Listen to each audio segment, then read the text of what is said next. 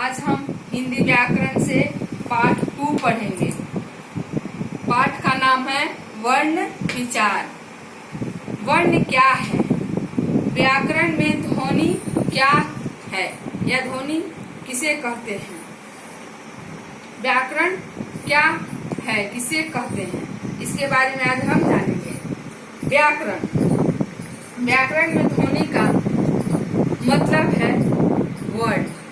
व्याकरण में ध्वनि का क्या मतलब है? वर्ण। सामान्य अर्थ में ध्वनि का मतलब है आवाज।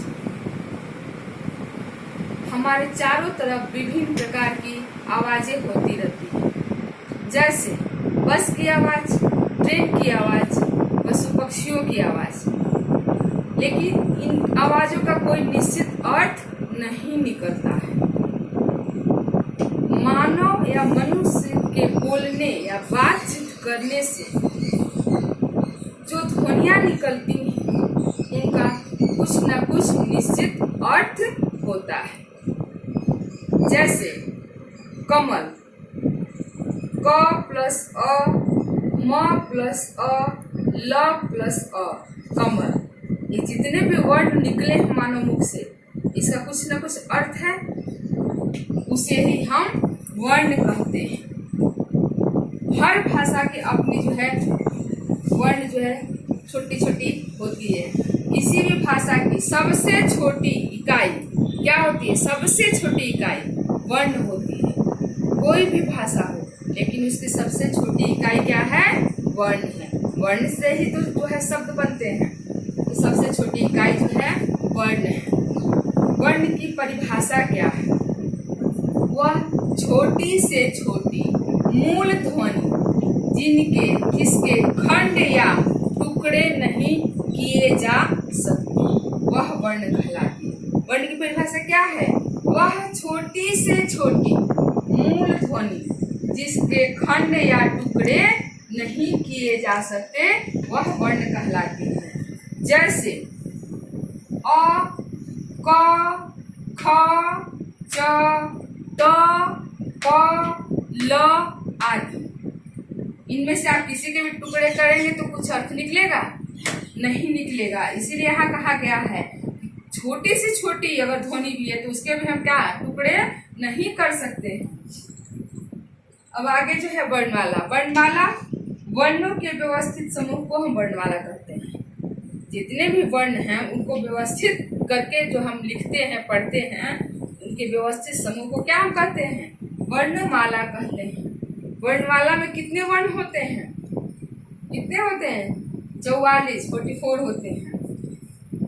अब वर्ण कितने प्रकार के होते हैं? वर्ण जो है 2 प्रकार के होते हैं। कौन कौन से होते हैं? स्वर वर्ण और व्यंजन वर्ण। स्वर जो है कितने होते हैं? स्वर वर्ण जो है 11 है। कौन कौन से हैं? अ, आ, ई, उ, री, ए, ओ, औ। ये सब जो है क्या है? स्वर है 11। और उसी स्वर में री जो है हिंदी में इसका उच्चारण री की तरह होता है। किसके तरह होता है? री के तरह होता है। इस प्रकार हम संस्कृत में लिखते हैं। ऋतु, ऋषि, ये जो है संस्कृत में लिखा जाता है। लेकिन हिंदी में जो है हम इस प्रकार री लिखते हैं, कृपा और मृत। इस स्वर में जो री आता है उसके बारे में जो है हम आपको यहाँ बताएं कि हिंदी में उसका उच्चारण किस प्रकार हो रहा है? री की तरह हो रहा है। अब क्या है? इसे जो है हम क्या बोलते हैं? इसे जो है हम अनुस्वार कहते हैं। क्या कहते हैं? अनुस्वार कहते हैं। जैसे इसका उच्चारण करते हैं हम अंग, अंगूर आदि जो लिखते हैं, वहाँ इसका जो है हम प्रयोग करते हैं। अह, ये क्या है? इसे जो हम क्या बोलते हैं? विसर्ग बोलते हैं। क्या बोलते हैं? विसर्ग बोलते हैं। जैसे प्रातः, नमः आदि जब हम लिखते हैं तब इसका हम प्रयोग करते हैं। इसका उच्चारण जो है हम इस प्रकार जैसे करते हैं। ये जो है अंग्रेजी से आया हुआ शब्द है। कहाँ से आया हुआ शब्द है? अंग्रेजी से आया हुआ शब्द है। जैसे डॉक्टर, कॉपी, चंद्र है लेकिन इसका अंदर बिंदी नहीं है, इसे हम क्या बोलते हैं? आगत स्वर बोलते हैं। क्या बोलते हैं इसे? हम आगत स्वर बोलते हैं। स्वर किसे कहते हैं? ये तो हम स्वर के बारे में जान गए। अब स्वर किसे कहते हैं? स्वर जो है बिना किसी के सहायता से, हमारे मुख से जो आवाज बिना रुकावट के, बिना किसी के सहायता से जो ध्वनि निकलती है उसे ही हम जो है स्वर कहते हैं। अपने आप स्वतः जो उच्चारित हो उसे हम स्वर कहते हैं। अब जो है व्यंजन। व्यंजन किसे कहते हैं? स्वरों की सहायता से बोले जाने वाले वर्ण को हम व्यंजन कहते हैं। किसकी सहायता से बोले जाते हैं? ये स्वर की सहायता से बोले जाते हैं। व्यंजन कितने होते हैं? व्यंजन 33 होते हैं, 33 होते हैं। कैसे जो है इसमें स्वर की सहायता दी गई है, अब इस पर ध्यान दीजिए। जैसे क लिखा हुआ है तो क में आप देख रहे हैं कि अ घुसा हुआ है। उच्चारण करने में क आ रहा है, अ जो है इसमें स्वर जो है अ घुसा हुआ है। इसी प्रकार जितने भी वर्ण हैं सब में आपको जो है अ जो है उपस्थित दिखाई देगा। इस प्रकार व्यंजन में स्वर हमेशा आपको दिखाई मिलेगा, घुसा हुआ मिलेगा। स्वर वर्णों के कितने भेद हैं? उच्चारण के अनुसार स्वर वर्ण के 3 भेद होते हैं। कौन कौन से 3 भेद हैं? ह्रस्व स्वर, दीर्घ स्वर, प्लुत स्वर। ह्रस्व स्वर किसे कहते हैं? जिनके उच्चारण में कम से कम समय लगे उसे हम ह्रस्व स्वर कहते हैं। ये 4 होते हैं। कौन कौन से हैं? अ, ई, उ, रू। ह्रस्व स्वर 4 हैं, ध्यान दीजिएगा। अ, ई, उ, रू। कम समय लगा बोले उच्चारण करने में, इसे हम ह्रस्व स्वर कहते हैं। दीर्घ स्वर। दीर्घ स्वर किसे कहते हैं? जिसके उच्चारण में ह्रस्व से दुगुना समय लगे, यानी इससे ज्यादा समय लगे, उसे हम दीर्घ स्वर कहते हैं। जैसे ये 7 होते हैं। कौन कौन से हैं? ये 7 होते हैं। जैसे अ, आ, दीर्घ स्वर में आ, ई, उ, ए, ओ, औ। ये 7 होते हैं दीर्घ स्वर। आ बोलने में समय लग रहा है, औ बोलने में समय लग रहा है, ए बोलने में समय लग रहा है। तो ये जो है दीर्घ से ह्रस्व से दीर्घ में ज्यादा समय लगता है, इसे हम दीर्घ स्वर कहते हैं। प्लुत स्वर, इनके उच्चारण में इन दोनों से जो है दुगुना समय लगता है, इसे हम प्लुत स्वर कहते हैं। इसका ज्यादा से ज्यादा प्रयोग संस्कृत में होता है, इसका प्रयोग हिंदी में नहीं होता है। जैसे ओम, ओम, ये आप जो है ये प्लुत स्वर है। प्लुत स्वर का उच्चारण संस्कृत में किया जाता है। व्यंजन वर्णों के कितने भेद हैं? व्यंजन वर्णों के भी 3 भेद हैं। उच्चारण के अनुसार व्यंजन वर्ण के भी 3 भेद होते हैं। कौन कौन से हैं? स्पर्श व्यंजन, अंतस्य व्यंजन, उष्ण व्यंजन। व्यंजन वर्ण के कितने भेद हैं? 3 हैं। स्पर्श, अंतस्य और उष्ण। स्पर्श व्यंजन किसे कहते हैं? स्पर्श व्यंजन में जिह्वा मुख के विभिन्न, जो हमारा जीव है अंदर मुख के अंदर, वो मुख के विभिन्न भागों से क्या होता है? स्पर्श होकर के वर्ण निकलता है, उससे हम जो है स्पर्श व्यंजन कहते हैं। स्पर्श व्यंजन में कौन कौन से वर्ण आते हैं? क से लेकर के म तक के, क से लेकर के म तक के वर्ण इसके अंतर्गत आते हैं।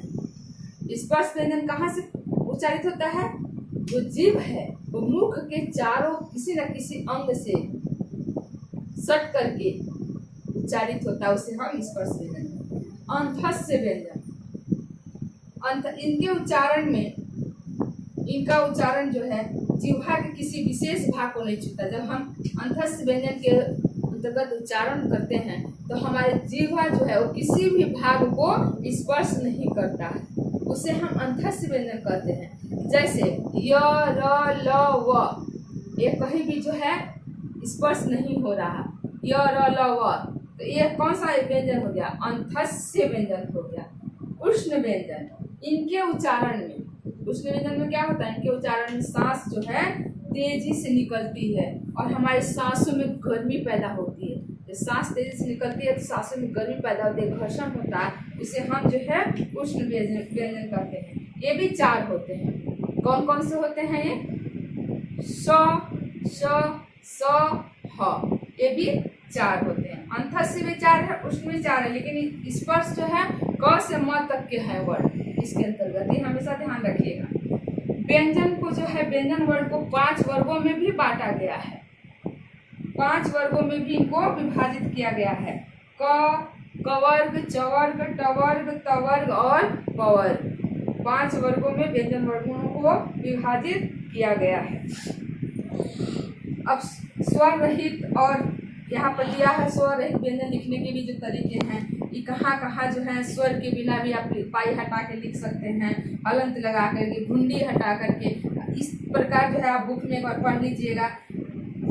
आगे जो है अनुनासिक और अनुस्वार क्या होता है, संयुक्त व्यंजन क्या होता है? संयुक्त व्यंजन, संयुक्त व्यंजन 2 वर्णों के में से एक नया शब्द जब बनता है वहाँ जो है संयुक्त व्यंजन हो जाता है, संयुक्त वर्ण हो जाता है। संयुक्त वर्ण कितने हैं? 4 है। कौन कौन से हैं? छ, द्र, स्र और ज्ञ, ये 4 हैं। ये जो है 2 वर्णों के मेल से बनता है, ये ध्यान रखिएगा। जैसे ये छ आपको है, इसको जो है 2 वर्ण कौन कौन से हो रहे हैं? इसमें क आप प्लस जो है श, ये आपका क्या हो गया? छ हो गया। इसी प्रकार त और प्लस त्र हो गया। इस प्रकार जो है संयुक्त व्यंजन आपके 2 वर्ण के मिलने से, दोनों व्यंजन वर्ण जो है मिलते हैं, तब जो है एक नया शब्द, नया वर्ण बनता है, उसे हम जो है संयुक्त व्यंजन कहते हैं। संयुक्त व्यंजन और व्यंजन गुच्छ भी जो है आप जान लीजिए, नहीं तो कंफ्यूज हो जाएंगे कहीं। व्यंजन गुच्छ क्या होता है? व्यंजन गुच्छ जहाँ 2 जो है, व्यंजन गुच्छ जो है प्रत्येक व्यंजन के साथ स्वर मिला होता है। आप जानते हैं जितने भी व्यंजन हैं उनमें स्वर जो है मिला हुआ रहता है, उपस्थित रहता है उसमें, ये आप सभी जानते हैं। लेकिन जब 2 व्यंजन साथ बिना स्वर के बोले जाते हैं, लेकिन जब 2 जो है व्यंजन बिना स्वर के बोले जाते हैं तो वहाँ क्या हो जाता है? व्यंजन के बाद जो स्वर आता है उसका लोप हो जाता है, बीच में जो स्वर आता है उसका लोप हो जाता है। इस प्रकार के मेल को हम क्या कहते हैं? व्यंजन गुच्छ कहते हैं। जैसे आप समझ लीजिए, ये आपका क है, क प्लस क, तो ये आपका क्या हो जाएगा? कक हो जाएगा। क में अ है, आप जानते हैं, और हलंत जहाँ लगा है यहाँ आधा क हो जाएगा। हलंत जहाँ यहाँ लग जाता है इस क को आप क्या मानेंगे? आधा क मानेंगे। और क में अ है, जान रहे हैं, लेकिन क और क जब आ गया है तो बीच में अ जो है उसका लोप हो गया है। ये जो आपका व्यंजन गुच्छ है। स्वर इसमें आप संयुक्त में देखें, स्वर का कहीं लोप नहीं हो रहा, व्यंजन व्यंजन आ रहा है, लेकिन नया शब्द बन जा रहा है, उसमें लोप नहीं हो रहा है। लेकिन इसमें व्यंजन गुच्छ में क्या हो रहा है? स्वर का लोप हो जा रहा है बीच में। यही अंतर है स्वर संयुक्त व्यंजन और व्यंजन गुच्छ में। अब आगे जो है हम पढ़ेंगे अनुनासिक तथा अनुस्वार। अनुनासिक क्या है? अनुनासिक जो है इसका प्रयोग हम कहाँ करते हैं? अनुनासिक ये जो है हमारे नाक से स्वर जो है निकलती है, और इसका जो विधि अनुनासिक का, जैसे ये है, इसका चिन्ह जो है क्या है? अनुनासिक का, अनुस्वार का ये चिन्ह है। किसका चिन्ह है? अनुस्वार का। ये चिन्ह अनुस्वार का है और ये चिन्ह किसका है? अनुनासिक का है। ये दोनों चिन्ह जो है ध्यान दे दीजिए, अनुस्वार हो गया और ये अनुनासिक हो गया। अनुस्वार में जो इसका प्रयोग हमेशा स्वर व्यंजन कहीं भी मध्य में किया जाता है। कहाँ किया जाता है? मध्य में किया जाता है, बीच में किया जाता है। लेकिन अनुनासिक जो है इसका प्रयोग जो है हमारे मुख और नासिका दोनों से होता है। कहाँ से होता है? मुख और नासिका दोनों से जो है स्वर निकलता है, ध्वनि निकलती है। और जैसे अब चांद, ऊंट, माँ, ये आप लिखेंगे तो मुख और नाक दोनों से निकल रहा है, वो है आपका अनुनासिक। अब जो है वर्ण विच्छेद किसे कहते हैं, वर्ण विच्छेद क्या है, उसके बारे में जानिए। वर्ण विच्छेद, किसी शब्द के वर्णों को अलग अलग करके लिखना वर्ण विच्छेद कहलाता है। किसी भी शब्द, कोई भी शब्द आपको दे दिया जाए और उसको आपको लिखने के लिए बोला जाए तो आप कैसे लिखेंगे। जैसे यहाँ नव दिया हुआ है, नव है, न प्लस अ प्लस फ प्लस अ, नव। उसी प्रकार यहाँ पायल है, प प्लस आ प्लस य प्लस अ प्लस ल प्लस अ, पायल। कोई भी शब्द कोई आपको दे के बोले कि आप इसका विच्छेद करिए तो इस प्रकार जो है वर्ण विच्छेद आप करेंगे। आगे वर्तनी जो है किस प्रकार लिखना है आपको, उसके बारे में पाठ में दिया हुआ है।